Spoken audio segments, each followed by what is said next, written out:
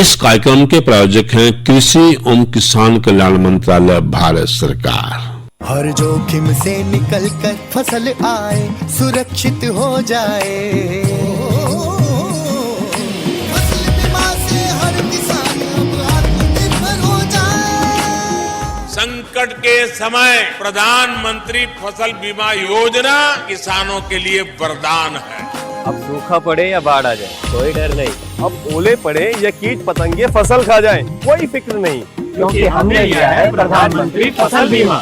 बुआई से फसल कटाई तक हर जोखिम का दावा, न्यूनतम प्रीमियम पर अधिकतम भुगतान का वादा। योजना से हर साल जुड़ रहे हैं 5 करोड़ से ज्यादा किसान। अब आपकी है बारी। नजदीकी कृषि कार्यालय, सहकारी समिति, बैंक शाखा, अधिकृत बीमा कंपनी या जन सेवा केंद्र में स्वेच्छा से करा सकते हैं पंजीकरण। फसल बीमा पोर्टल या फसल बीमा ऐप द्वारा भी कराया जा सकता है पंजीकरण। प्रधानमंत्री फसल बीमा योजना, आपकी फसलों का संपूर्ण सुरक्षा कवच। कृषि एवं किसान कल्याण मंत्रालय, भारत सरकार। किसानवाणी कार्यक्रम के सभी सुनने गिरदारी की राम राम। साथियों, कार्यक्रम किसानवाणी आपका अपना कार्यक्रम, जिस कार्यक्रम के माध्यम से हमारा प्रयास कि हम आपसे जुड़ी हुई जो बातें हैं, खेती से जुड़ी बातें हैं, उनके और हम चर्चा कर सका। और किसानवाणी में दिन मंगलवार को हम लाए आपके बीच में फोन इन में एक ऐसा विषय जो समय मौसम परिस्थिति के हिसाब से जरूरी है, ताकि आपकी उससे संबंधित कोई भी समस्या हो, आपका सवाल हो, आप उसका समाधान हमारे विशेषज्ञ से प्राप्त कर सकें। और इस कड़ी में जो हमारा आज का विषय रहेगा वो रहेगा गर्मियों के मौसम में मधुमक्खी प्रबंधन। बातचीत में हिस्सा लेंगे डॉक्टर सीजे जुनेजा, जो सलाहकार हैं मधुमक्खी पालन केंद्र रामनगर कुरुक्षेत्र में। उनसे बातचीत करेंगे वीरेंद्र भाई। और जो संपर्क सूत्र रहेगा आपका, जिसके माध्यम से आप अपनी समस्या का समाधान पा सकें, वो रहेगा 221-322 221-322। जो साथी कुरुक्षेत्र तक बाहर के या जो मोबाइल तक फोन करेंगे, उनके वास्ते STD कोड बहुत जरूरी है, और वो है 01744। यानी कुरुक्षेत्र बाहर वाले या मोबाइल वाले 01744 221-322 जो है, इस संपर्क सूत्र पे अपनी समस्या का समाधान, अपने प्रश्न का जवाब पा सके। कार्यक्रम शुरुआत करने से पहले एक बार सभी ने हम बताएं कि आप सबको होली और फाग की शुभकामनाएं, क्योंकि कल जो है वो होली का दहन किया गया, और कल जो है रंगों का त्यौहार फाग से हम बोलते हैं वो होगा। उसके सबको हार्दिक शुभकामनाएं कि परमपिता परमेश्वर आप सबके जीवन में जो है खुशियों के रंगों से भर दें।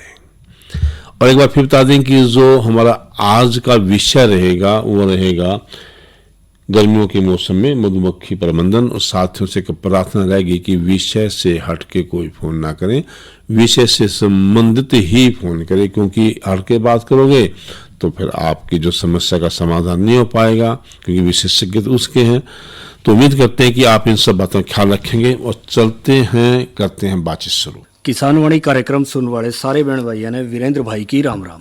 किसान भाइयों, जैसा आप जाने हैं, आज है दिन मंगलवार, और इस दिन हमारा कार्यक्रम रहे फ़ोन इन, यानी फ़ोन के माध्यम से आप स्टूडियो में उपस्थित हमारे विशेषज्ञ से संपर्क करके अपनी समस्याएं और सुझाव साझा कर सके हैं।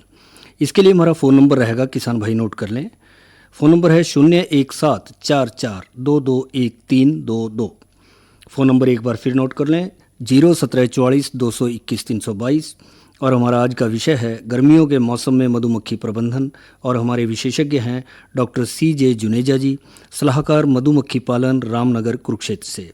डॉक्टर साहब, आपका हमारे स्टूडियो में स्वागत है। डॉक्टर साहब, जैसा आप जाना है कि अब मौसम बदलने लग रहा है, सर्द ऋतु से हम ग्रीष्म ऋतु की तरफ आने लग रहे हैं, अब मौसम बढ़ रहा है, और ऐसे में जो है हर चीज़ को अपने मौसमी बदलाव के साथ सामंजस्य बिठा के चलना पड़ा है। फसलें भी रंग रूप बदले हैं, पशुओं का भी जैसे सर्दियों में अंदर बंद है, बाहर बांधना शुरू करते हैं। तो यहाँ एक सवाल उठाए कि जो किसान भाई मधुमक्खी पालन कर रहे हैं, क्या उनको भी कुछ विशेष देखभाल की गर्मियों के मौसम में ज़रूरत है? यदि है तो वह क्या क्या है? हाँ, बिल्कुल, जैसे आपने कहा, हमारे किसान भाइयों को अब खास तौर पे मधुमक्खी पालन जो करने वाले किसान हैं, उनको ये विशेष ध्यान रखना है कि उनके बक्से छाया में हो, क्योंकि अभी तक सर्दी थी। और हमारा ये कहना था कि आपके बक्से धूप के अंदर होने चाहिए, क्योंकि जितनी ज़्यादा धूप पड़ेगी बक्से के ऊपर उतना मक्खियाँ ज़्यादा काम करेंगी। लेकिन अब फरवरी खत्म हो गया, मार्च का महीना शुरू हो गया है, यानी अब गर्मियाँ शुरू हो गई हैं।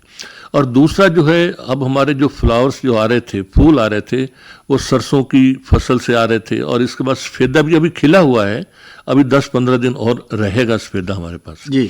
लेकिन अब गर्मी शुरुआत हो गई है। जैसे ही आप इस फूल से हटके आप कहीं पर भी इसको बक्से को माइग्रेशन करेंगे या स्थानांतरण करेंगे, तो इस चीज़ का आप ध्यान रखें कि आपके बक्से छाया में होने चाहिए। क्योंकि आप जानते हैं कि इसके बाद जो है हमारे को बरसीम का फूल मिलेगा। अब बरसीम का फूल कब शुरू होता है? अप्रैल में शुरू होता है। लेकिन हमें पहले से ही उसका प्रबंधन करना है कि कैसे, कहाँ पर बक्से रखे, कहाँ पर इसके फूल होंगे। या जो इस कुरुक्षेत्र साइड के हैं या अम्बाला साइड के लोग हैं, यहाँ पर जहाँ पर भी सूरजमुखी की खेती होती है, वहाँ पर भी जो है अभी फूल आने शुरू हो जाएंगे। मतलब इसके बाद सफ़ेदे के बाद, मार्च के बाद जो हमारा अगला सीजन है वो हमारा सूरजमुखी का है या बरसीम का है। लेकिन दोनों जो फूल आते हैं, हमारी गर्मी होती है, पूरी उस समय गर्मी होती है। तो आप ये मान के चलिए कि अगर आपके बक्से धूप के अंदर ही पड़े हुए हैं तो आपको शहद नहीं मिल सकता। उसका कारण क्या होता है कि मक्खियों का सबसे पहला काम ये होता है कि उनके बच्चों को बचाना। यानी जो मक्खियां अंडा देती, रानी मक्खी, अंडे से लार्वा बनता है, लार्वा से प्यूपा बनता है, प्यूपा से मधुमक्खी बन जाती है। तो पहले सबसे पहले वो क्या होता है कि अंदर गर्मी बहुत ज़्यादा होती है बक्से के अंदर, क्योंकि ये भी वार्म ब्लडेड एनिमल, जैसे हम लोग हैं वैसे मधुमक्खियाँ हैं। तो वो भी, उनका तापमान जो है निश्चित तापमान रहता है बक्से के अंदर। यानी तापमान के उतार चढ़ाव का मधुमक्खी के शरीर पर भी असर पड़ता है जैसे कि सामान्य दूसरे जीव जंतु। हाँ जी, तो 30-35 डिग्री टेम्परेचर इनका रहेगा। लेकिन हमारे को क्या देखना है कि अगर तापमान ज़्यादा बढ़ जाता है तो मक्खियाँ बाहर से पानी लेके आती हैं, पंखों से हवा करती हैं, तापमान कम होता है, तभी मक्खियाँ और उनके बच्चे सर्वाइव या जिंदा रह सकते हैं। लेकिन अगर आप बक्से धूप में रख, मान लिया आपका ये सूरजमुखी का फूल आ गया या बरसीम का फूल आ गया और आपका बक्सा धूप के अंदर पड़ा हुआ है, तो मक्खियों की पहली जरूरत है, उन्होंने अपने बच्चों को, अपनी संतान को बचाना है, ब्रूड को बचाना है, जो शिशु हैं छोटे। हाँ जी। लेकिन अगर यही बक्से हम उनको पेड़ों के नीचे रखते हैं, गर्मी का मौसम, गर्मी के दिन है, तो पेड़ों के नीचे बक्से अगर रखें हम, और अगर ये भी हो सके, एक तो पानी का प्रबंध बहुत जरूरी है कि वहाँ जहाँ पर भी आप बक्से रखते हैं वहाँ हमें 2 चीज़ों का ध्यान रखना है। पहला कि आपके फूल 1 किलोमीटर के अंदर होने चाहिए। कई बार हम कहते हैं कि मक्खी तो 3 किलोमीटर तक जा सकती है, लेकिन जो जा सकती है जब वो भूख से मर रही है या दिक्कत है उसको, तो 3 किलोमीटर भी जाके वहाँ बच्चों के लिए मकरंद ला सकती है, पराग ला सकती है, लेकिन आपको शहद नहीं दे सकती। तो हमारा ये उद्देश्य होना चाहिए कि हमने जहाँ पर बक्से रखे हैं 1 किलोमीटर के अंदर फूल हों और आधे किलोमीटर के अंदर अंदर पानी की व्यवस्था होनी चाहिए, चाहे वो नहर का पानी हो, चाहे ट्यूबवेल का पानी हो, चाहे वर्षा का पानी हो। अगर कोई पानी नहीं है तो आपको उसका प्रबंध करना पड़ेगा। आप खड्डा खोदिए, उसमें पॉलीथीन डाल के पानी डालिए, उसके ऊपर जो है लकड़ियां डाल के फिर बोरी ऊपर डाल दीजिए, उसमें बोरी को गीला कर दीजिए, उससे भी मक्खियां पानी लेके आती हैं। तो अगर आप ये गर्मी के दिनों में बक्से पेड़ों के नीचे रखेंगे तो जो मक्खियां अपने बच्चों के सर्वाइवल के लिए ठंडक कर रही थी वो आपका शहद लेके आएंगी बाहर, और आपका 15-20 दिन में बक्सा शहद से भर जाता है। तो मेरा कहने का मतलब कि आपने मक्खियों को सहयोग किया प्रबंधन में और मक्खियों ने उसके बदले में आपको शहद दिया।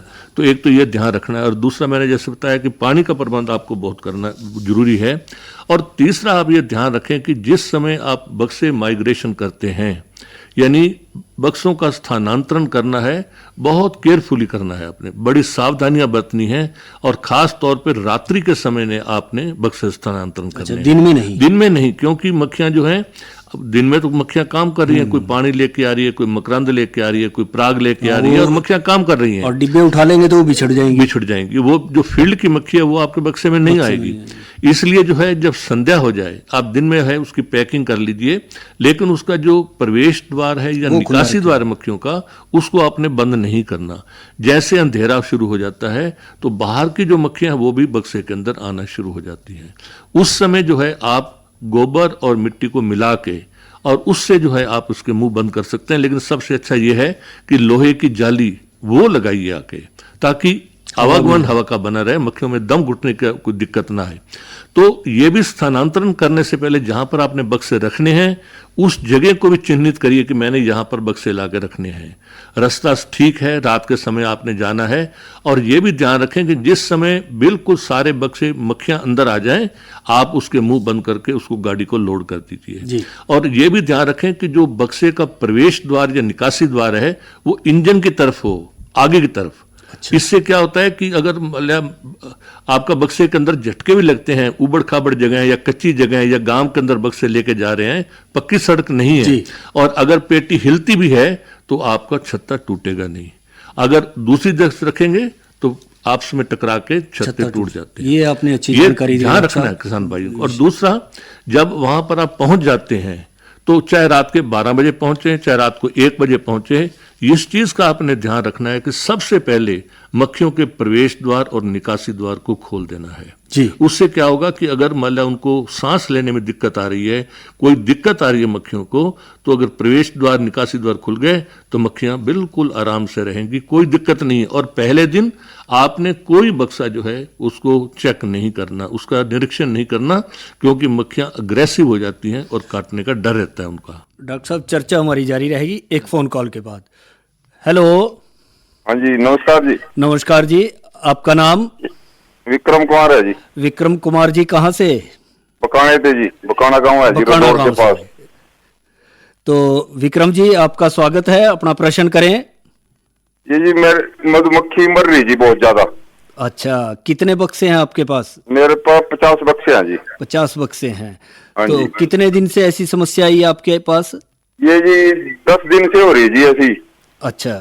जो बच्चा है ना जी, जो बच्चा निकलता है जी वो मरता है जी। अच्छा, डॉक्टर साहब बकाना से हैं। इसके मैं 2 कारण बता सकता हूं आपको। एक कारण तो ये हो सकता है कि आपके आसपास किसी ने दवाई का छिड़काव किया हो। हाँ जी।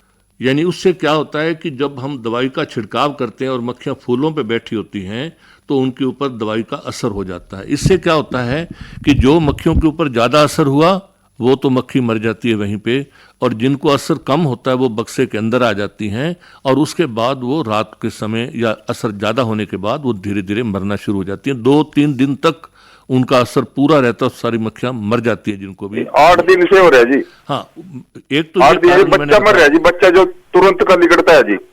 वो उसका कारण एक दूसरी माइट की बीमारी आजकल आ जाती है। ये सफेदे में और इसमें बहुत जरूरी मतलब एक बीमारी है माइट। बहुत छोटा कीट होता है, भूरे रंग का होता है। ये क्या करता है कि आपके जो अंडे से लार्वा बना, लार्वा से जो प्यूपा बनता है उसके अंदर भी वो खानों के अंदर प्रवेश कर जाता है लार्वल स्टेज में बंद होने से पहले। अब वो क्या होता है कि मक्खियों के रक्त को चूसता है, उसका रस चूसता है, और आप देखेंगे कि जो प्यूपा स्टेज होती है, प्यूपा मतलब जो ऊपर से ढकने बंद होते हैं, जब उसमें होल बन जाते हैं, छिद्र बन जाते हैं। अब क्या है कि वो मक्खी जो आती है वो बहुत ही कमजोर होती है, और जैसे ही वो निकलती है वो मर जाती है, क्योंकि उसका खून जो है वो माइट ने, जो परजीवी होता है, उसने चूस लिया होता है। तो दोनों का मैं आपको इलाज बताता हूं कि अगर आपका ये समस्या है, ये परजीवी वाली की उसमें से निकलते ही मर जाता है, तो इसका मतलब है कि वरोवा माइट है इसके अंदर, उसके कारण आपकी मक्खियां मर रही हैं। और इसका इलाज कैसे करना है कि आपने जो टीके लगाने वाली शीशियां होती हैं, 5 ml की शीशी जो होती है, उसके अंदर आप फॉर्मिक एसिड डालिए, 80% वाला फॉर्मिक एसिड लेके, और उसमें आप शीशियों में डाल दीजिए, और उसके अंदर जो है एक रुई की बत्ती सी बना के और उसके अंदर डाल दीजिए। जैसे आपके पास 50 बक्से हैं तो 50 शीशियां लीजिए और सबके अंदर रुई की एक डाल दीजिए। अब उसको 5 ml उसमें फॉर्मिक एसिड डाल के, और शाम के समय बक्से का जो नीचे का तलपट्टा है उसके ऊपर आपने पीछे की तरफ रखना है। उससे क्या होगा कि इसकी गंध जो है पूरे बक्से में फैल जाएगी, और उसके बाद 3-4 दिन के बाद फिर जो है आप उसको रिपीट करेंगे। कम से कम आप 3 या 4 बार इस क्रिया को दोहराएंगे। उसका कारण ये होता है कि जो माइट होता है इसकी उम्र 21 दिन होती है। यानी कई बार किसी स्टेज पे माइट है, आपने ट्रीटमेंट किया, वो तो बाहर मर गया जो अंडे पे या लार्वा पे है, लेकिन प्यूपा स्टेज में ऊपर से ढक्कन बंद है, उसको तो असर हुआ नहीं, लेकिन वो भी मक्खी 21 दिन के बाद बाहर निकल जाती है टोटल जो है उसका 21 दिन का समय होता है। तो ये 3 बार 4 बार आप फॉर्मिक एसिड का ट्रीटमेंट करेंगे तो ये बीमारी आपकी खत्म हो जाएगी। और दूसरा, अगर आपको कई बार क्या होता है कि दवाइयों का छिड़काव होता रहता है, आप कहते हैं कि 8-10 दिन से ये प्रॉब्लम है, एक किसान ने दवाई छिड़की, दूसरे किसान ने शुरू कर दी, तो उसका कारण यह है कि अब आपकी मक्खियां आप पहली बात तो जहां पर भी आप बक्से रखते हैं 3-4 किलोमीटर चारों तरफ जो भी किसान हैं, जो भी खेती बाड़ी का काम कर रहे हैं, जो भी फसलें उगा रहे हैं, आप उनके संपर्क में रहिए कि कोई किसान दवाई तो नहीं छिड़क रहा। आप उनको मिलिए, उनको कहिए कि जब कोई दवाई छिड़कनी हो तो हमें बताइए।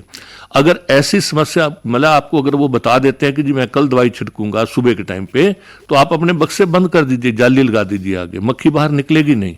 3-4 घंटे में दवाई का छिड़काव पूरा हो जाएगा, उसके बाद आप बक्से खोल दीजिए, मक्खियां जिस तरफ दवाई का छिड़काव है वहां नहीं जाएंगी।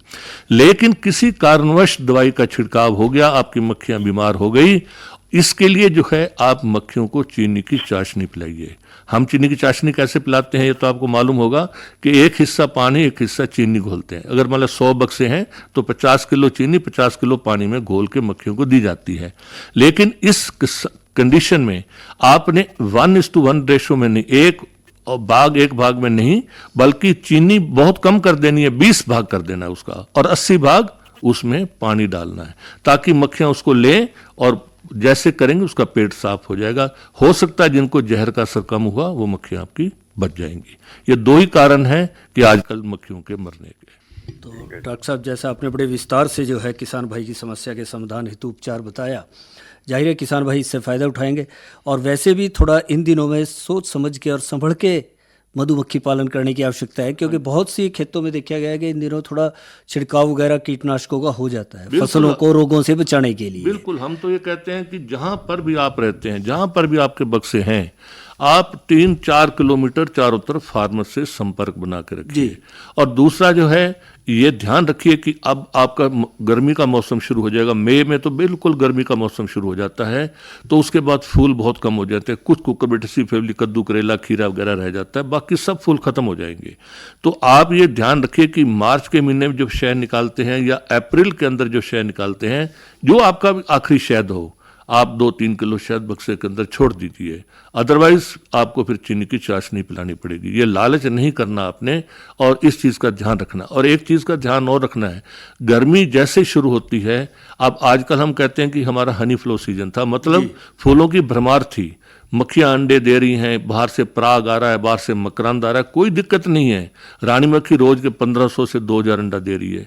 लेकिन जैसे गर्मी का मौसम आएगा फूलों की कमी हो जाती है। मैंने बताया कि सिर्फ कुकुरबिटेसी फैमिली, कद्दू, करेला, खीरा, यही चीजें रह जाएंगी सब्जियों में थोड़ा बहुत। तो उस समय क्या होगा कि आपका मकरंद कम आ रहा है, आपका पराग कम आ रहा है, तो मक्खियां अंडा देना कम कर देती हैं। इससे क्या होता है कि जो मक्खियां मरती हैं वो तो अपने हिसाब से मर रही हैं 1.5 से 2 महीने के बीच में, लेकिन नई मक्खियां कम पैदा हो रही हैं। तो ऐसी हालात के अंदर आप अपने बक्सों का ध्यान जरूर रखिए, क्योंकि जो 8 या 10 फ्रेम पे मक्खी तो ही आपके मार्च के महीने में वो जो है 1 लाख मक्खी थी।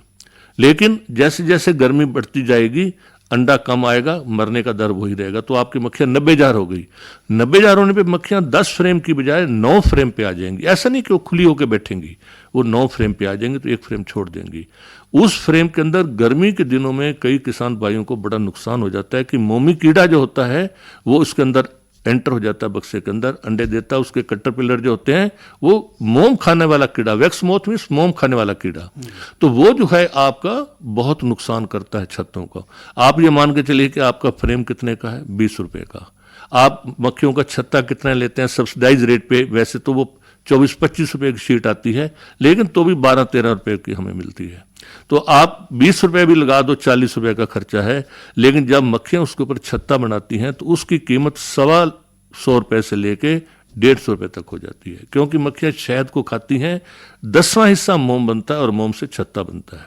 तो आप ये ध्यान रखें कि जो फ्रेम खाली हो जाए, यानी कोई भी बक्सा किसी भी समय अगर फ्रेम खाली है मतलब आप उसको मोमी कीड़ी के लिए आमंत्रित कर रहे हैं।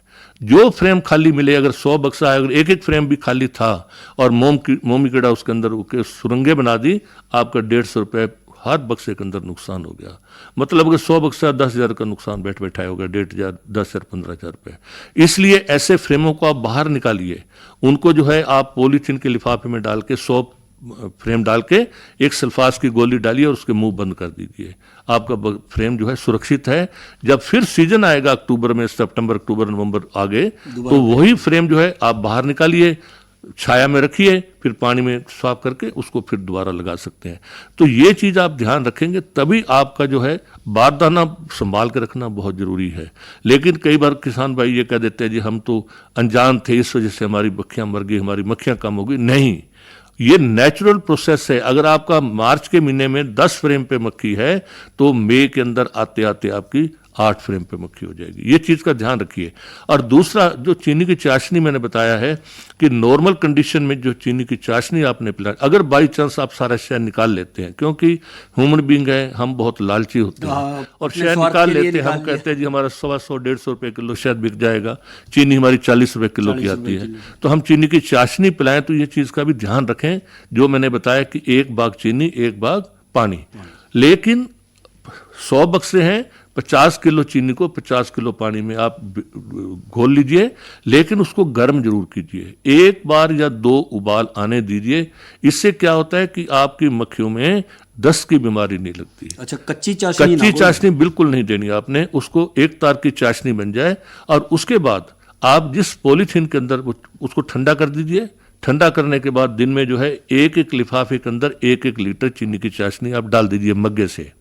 और ये ध्यान रखिए कि अगर 1 लीटर चीनी की चाशनी आप देते हैं तो आपका पॉलीथीन का लिफाफा 4 किलो का होना चाहिए, यदि 4 लीटर उसके अंदर क्षमता होनी चाहिए, 4 गुना।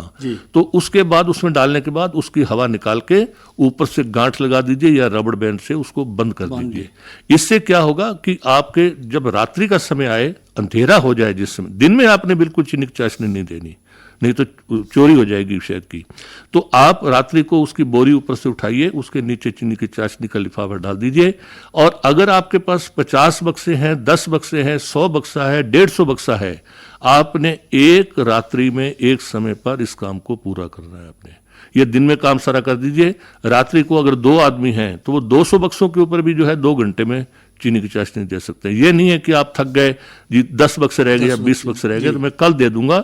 इससे क्या होता है कि मक्खियों में चोरी शुरू हो जाती है। यानी सुबह उठते ही आप देखेंगे कि जिन बक्सों के अंदर आपने चीनी की चाशनी नहीं दी, उसकी मक्खियां दूसरे बक्से में जाएंगी जहां पर चीनी की चाशनी आपने दे रखी है। लेकिन उसकी रक्षक मक्खियां हैं, ये लड़ाई करती हैं और उसके अंदर घुस जाती हैं। ये समझो कि दोनों के दोनों बक्से खत्म हो जाते हैं। इसलिए इस चीज़ का ध्यान रखें। और जिस समय चीनी की चाशनी पिलाएं, आपकी चीनी की चाशनी बाहर नहीं गिरनी चाहिए। ये चीज़ का ध्यान रखना बहुत ही जरूरी है। और अगर किसी कारणवश आपकी मक्खियों में, मतलब शाम के समय आप पिला रहे थे या रात्रि, उस समय मक्खियों की चोरी शुरू हो गई, तो हम कैसे समस्या का समाधान करें?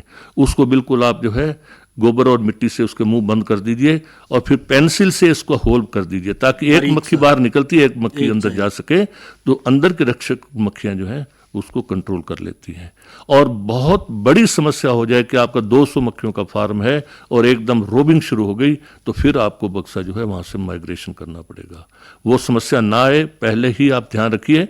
और कभी चीनी की चाशनी कच्चा नहीं पानी का देना आपने उसको। जो प्राकृतिक मधुमक्खियां हैं, हाँ जी, तो क्या डॉक्टर साहब वो मधुमक्खियां भी इनसे संपर्क कर लेती हैं? वो क्या होता है कि हम ये किसान को हम यही कहते हैं, पहले लोग, आप देखिए कि फील्ड में हम जाते हैं, बहुत जगह लोग क्या करते हैं कि एक गड्ढा खोदा और उसमें पॉलीथीन डाली और उसमें 50 किलो चीनी 50 किलो पानी के साथ घोल के उसमें डाल दी और ऊपर घास वगैरह लकड़ियां डाल दी।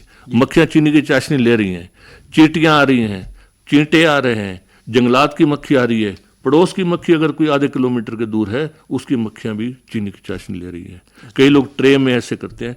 ओपन में कभी चीनी की चाशनी आपने नहीं पिलानी। अगर चीनी की चाशनी ओपन में पिला दी, आपको यही पता नहीं है कि आपकी मक्खियां उसको सिप कर रही हैं या जंगलात की मक्खियां या पड़ोस की मक्खियां। तो ये तो ओपन में तो बिल्कुल प्रोहिबिटेड है कि आपने ये सावधानी लेनी है कि हमेशा आपने। और आजकल क्या सिस्टम है, और मैं बता देता हूं कि अब 75% अनुदान राशि है जितने इक्विपमेंट आप मधुमक्खी पालन के लिए लेते हैं। 50 बक्से शुरू में जो आप लेते हैं या 50 कॉलोनियां शुरू में किसान भाई लेते हैं ट्रेनिंग लेने के बाद, उस पे 85% सब्सिडी है, मतलब 40% अनुदान राशि नेशनल बी बोर्ड देता है और 45% राशि स्टेट गवर्नमेंट खुद देती है, यानी 40 + 45 85%। तो पहले 50 बक्सों के ऊपर आपका खर्चा 15% है, 50 कॉलोनियों के ऊपर खर्चा आपका 15% है। ये सिर्फ हरियाणा में है, आप समझ लीजिए। अब हिमाचल में 80% है, बाकी किसी स्टेटों में बहुत कम है, वरना पूरे कंट्री में ये 40% है जो नेशनल बी बोर्ड देता है। लेकिन हरियाणा में सबसे बड़ी खासियत ये है कि जितने इक्विपमेंट हैं, चाहे वो शहद निकालने की मशीन है, शहद निकालने के लिए ट्रे यूज़ करते हैं, धुआंदानी है, बी वेल है, ग्लव्स हैं, जितने भी चक्कू है, टेंट हाउस है, ये सब के ऊपर जो है हमारे को 75% की अनुदान राशि मिलती है। तो आप ये समझ लो कि आजकल जो है हरियाणा सरकार की तरफ से, यानी हमारे सेंटर में जो IBDC रामनगर है, एकीकृत मधुमक्खी पालन विकास के अंदर, वहाँ पर दुकानें 3 लगा दी गई हैं कि फार्मर्स को एक छत के नीचे सारी फैसिलिटी मिले। उसको नहीं पता कि शीट ये मशीन कहाँ से मिलनी है, उसको नहीं पता दस्ताने कहाँ से लेने हैं, केमिकल ये सल्फर पाउडर कहाँ से लेना है, या दूसरी दवाइयाँ कहाँ से लेनी है, या चक्कू है, धुआंदानी है, टेंट हाउस है, ट्रे है, यानी उसको पता ही नहीं है फार्मर को।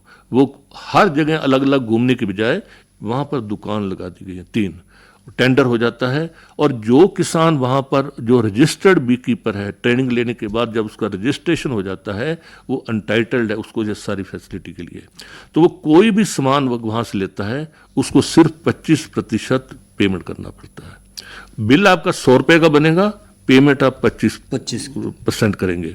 75% जो बिल है वो स्टेट गवर्नमेंट के माध्यम से अपना क्लेम ले लेते हैं, क्योंकि उनके साथ एग्रीमेंट है। तो आजकल क्या है कि फीडर आ गए हैं। फीडर का मतलब प्लास्टिक के उसमें जैसे फ्रेम होता है वैसे ही फीडर होता है, बक्से के अंदर रख देते हैं और उसके अंदर लाइनिंग होती है, उसके अंदर आप सीधा डालिए चीनी, क्योंकि आजकल पॉलीथीन भी जो है इसके ऊपर बैन है।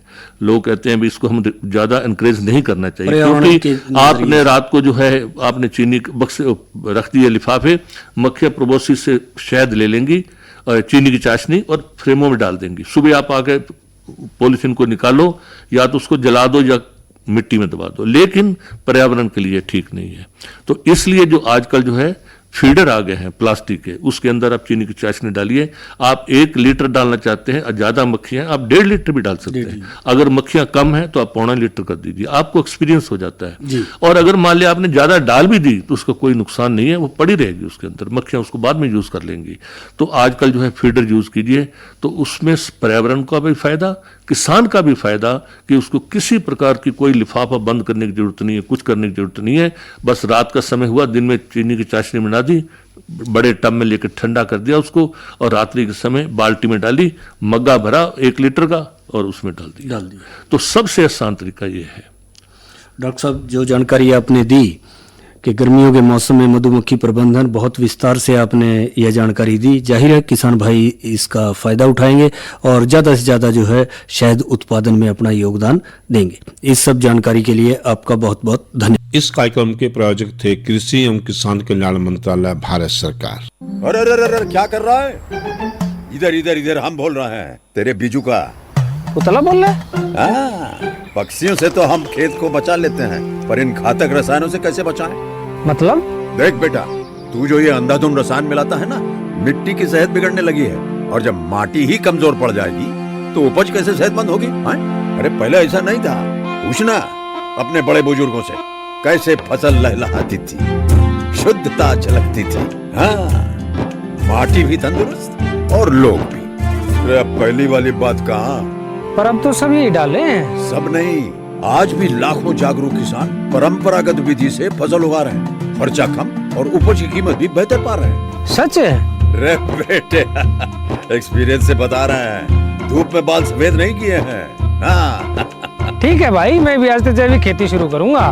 माटी से प्रेम की परंपरा है, परंपरागत खेती। ये था हमारा आज का किसानवाणी कार्यक्रम, और आज के कार्यक्रम में हम लाए फोन, और फोन का विषय था गर्मियों के मौसम में मधुमक्खी प्रबंधन। बातचीत में हिस्सा लेते थे डॉक्टर CJ जुनेजा, और उनसे बातचीत करते वीरेंद्र भाई। इसी के लिए आज का किसानवाणी कार्यक्रम समाप्त हुआ। कार्यक्रम के सभी सुनाने के दारे की राम राम।